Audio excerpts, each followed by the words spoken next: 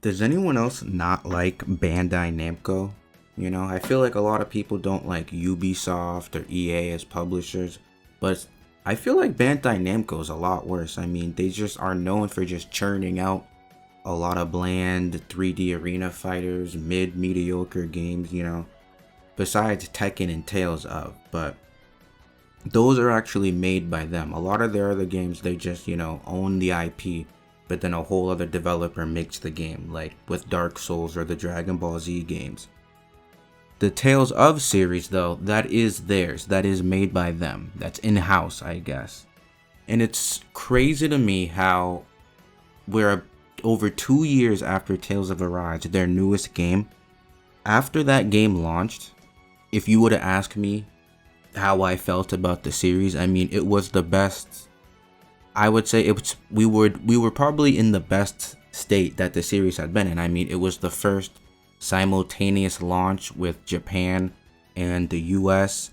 It got really good reviews from pretty much everywhere. IGN liked it, the fans liked it. It sold well. It was one of the fastest selling Tales games, Shortly after, there were news saying, yeah, we hear the request to bring ports like the PS3 games over to Steam, yeah. It just kind of seemed like, this series that was pretty niche in the West, but is extremely popular in Japan. Maybe it was finally starting to, get its time, right? I don't think it would ever be as popular as something like Final Fantasy, but it did look like it was gonna be on the up.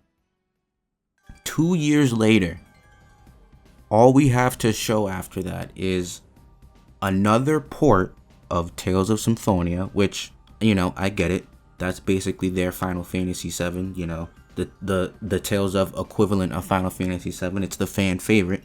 But, how do you port that game again on the PlayStation 5, but it's still at 30 frames per second? That doesn't make any sense. It's like, why is the definitive edition of Tales of Symphonia still arguably the GameCube version? Because it's in 60 FPS. Okay, whatever.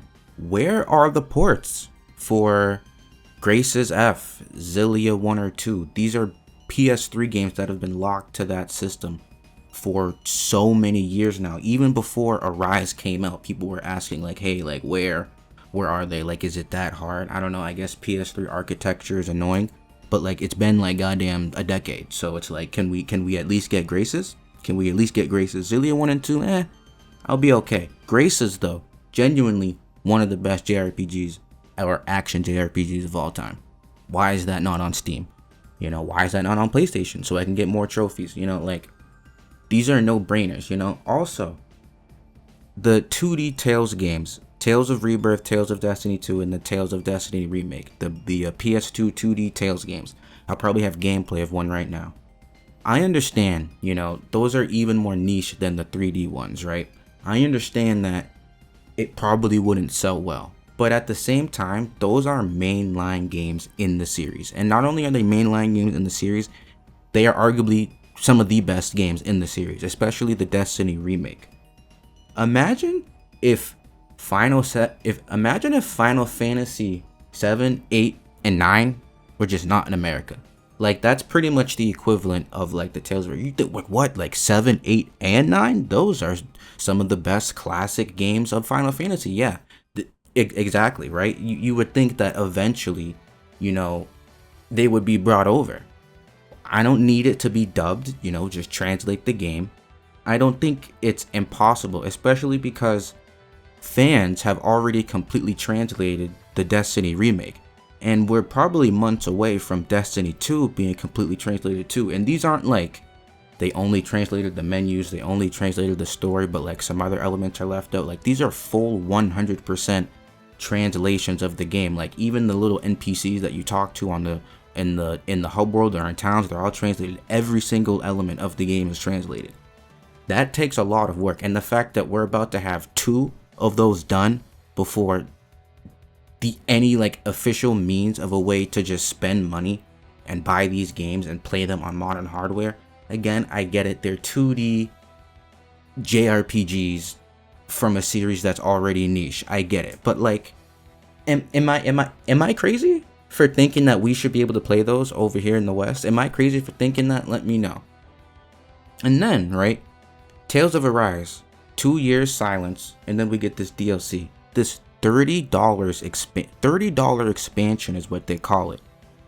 Yet there's no new arts, there's no new playable characters, there's no new like mechanic in or any sort of way, like there's nothing that gets added in that expansion that you can then like return to the base game, and it would make it more fun. Like how in Grace's F, they added the F arc, they added the Excel gauge, they added more arts. In the Vesperia Definitive Edition, they added Flynn as a playable character, they added more arts, they added more content. Like, I don't think it's crazy to think that spending $30 for an expansion would give me like a similar amount of content as the re-releases of some of the older Tales games. But not only do we not get anything similar, we get less than that. We don't even get new arts, which I think was the craziest thing to me when I found that out. Because isn't that like a no-brainer, a $30 expansion to the game? Can I get a new attack or two? No? Okay. And to top it all off, thank God I had the hindsight to buy these games and have them downloaded on my PlayStation before this happened. But the 3 games that are unavailable on modern platforms, the digital storefront of the platforms that they were on, the PlayStation, they got removed. So Tales of Graces, Tales of Xillia 1, and Tales of Xillia 2.